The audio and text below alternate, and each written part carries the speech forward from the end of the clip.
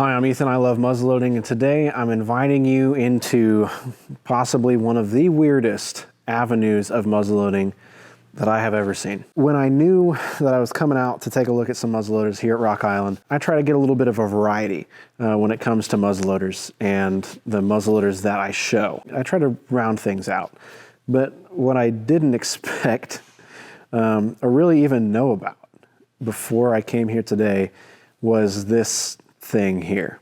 This is a Colt Paterson second model ring lever percussion rifle. It's chambered in .44 caliber and features a 32-inch octagonal barrel. Samuel Colt manufactured approximately 700 second model ring lever rifles at his Paterson, New Jersey factory from 1838 to 1841. These rifles were serial numbered on their own range, starting with serial number 1. Surviving examples of this historically significant Colt firearm are extremely rare. The rifle has a distinctive ring on the bottom of the frame ahead of the trigger guard to rotate the cylinder and cock the internal hammer and the second model type frame correctly without a top strap.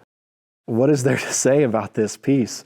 It is really bizarre, but its bizarreness lines up with that 1838 to 1841 era of firearms manufacturing. Manufacturers like Colt knew where they wanted to go.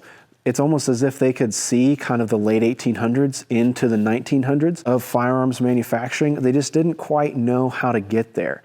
And this rifle here, I think, is a great example of that. To many of us, this is going to look like a normal, Colt Paterson revolver, but enlarged to a great scale. I mean, we saw these revolving rifles manufactured by Colt and other manufacturers for several years. And when you think about those, this may not be so weird, but looking at the stock profile here, the extreme drop that we have, the two rings down here, the one being the cocking lever, like we would eventually see in a lever action rifle, and the other simple ring here being the trigger guard. It's just weird notes. And when we look at the loading lever here, I think we get into that weirder element too, because we have the large barrel out front.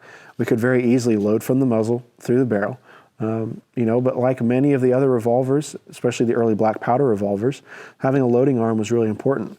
But this large rifle presented its own challenges to designing this loading arm. You can see up close here, this loading arm actually features a joint in the actual arm itself. So as you're going to load with this, it flexes out and then bends in before you're able to actually compress it down into the cylinder. Really neat, really simple idea, but it gets the job done. It looks pretty funky for us.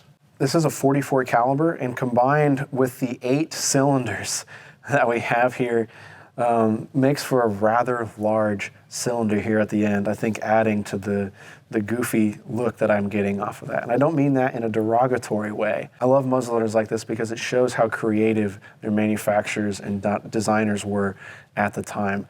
Muzzleloading didn't stop at a specific era.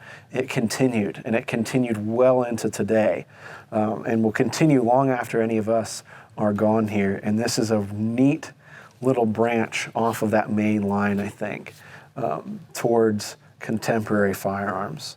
Unlike many of the Colt revolvers that we see, this rifle doesn't have any kind of hammer or cocking mechanism that is exposed at the top of the rifle. We don't even have this band coming across here that we would later see in many of Colt's revolvers and the Remington revolvers and really revolvers to this day. But what we have down here is the cocking arm, a little bit like an early lever action. So to cock this revolver, we would pull this lever back until it was cocked. It's going to cock an internal hammer that I imagine we would be able to see if we removed this top plate here. And then, just like any other revolver, you'd pull the trigger, that hammer would fall. And to cycle the next cylinder, you'd pull that lever, next cylinder would cycle, you'd be cocked and ready to go. We're going to turn it over here to the other side so that you can see the reverse of the loading arm. We have a spot here for a tenon or wedge that goes in there. Really both sides are pretty symmetrical until you get back here to the stock. We have a simply carved cheek weld or cheek rest back here, and then continuing into the thin iron butt and toe plate on the stock, much like we see with more traditional sidelock muzzleloaders and muzzleloading rifles from the same time period. They weren't rebuilding the rifle from the ground up completely. It's just really about here to here that they were building from the ground up. They liked the rest of it, but needed to try to figure out how to get some more shots in there. Here at the end of where the trigger guard really would be, added to the tang of this trigger guard, we have a nice little wedge there for comfort as we're gripping this rifle. Something that doesn't necessarily need to be there and gets left later on in firearms technology and innovation. But here we see that still added on there. And I say added because it is literally added to this, where traditional trigger guards that have that flare would be all one piece, including that flare. This is bolted on to that piece, which I find really interesting. They could have formed a trigger guard with that there. It really makes me wonder if they didn't have it there and received some complaints perhaps, or this was the most efficient way to add it, was to fabricate it separately and add it on. These are just the kind of questions that I get looking at a piece like this. It is very heavy with all of this metal right here, and it has a really heavy barrel. The safety-minded muzzleloading enthusiast in me is kind of concerned about having these 8 cylinders here. At all times, 3 of them are exposed. So if you ever did get a chain fire situation, there's nowhere else really to put your hand unless you're putting it back here. And even then, it's a very front heavy rifle. So I can imagine there were some scalds and burns perhaps there with the hand placement.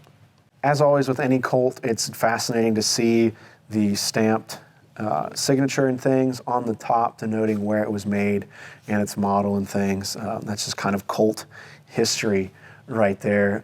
Common for all the Colt revolvers, but still interesting to see nonetheless. Overall, this is a weird, I think, niche of muzzleloading history, but I'm happy to have the opportunity to take a look at it and show it to you here today. If you'd like to see more on this piece or any other piece that the Rock Island Auction Company has in-house right now, I encourage you to visit the Rock Island Auction Company's social media pages. They're posting a ton of great high-quality photos and information about these pieces and many more as they go through these hauls. I'm Ethan, I love muzzleloading. Thank you so much for watching. If you'd like to learn more about this or anything else related to muzzleloading, please visit ilovemuzzleloading.com. If you know more about this piece or have some suggestions about some reference material that I could check out to learn more about this piece, please let me know in the comments. Please shoot me an email. I'd love to learn more about this and expand my knowledge a bit more about muzzleloading history. Thank you so much for watching. We'll catch you next time.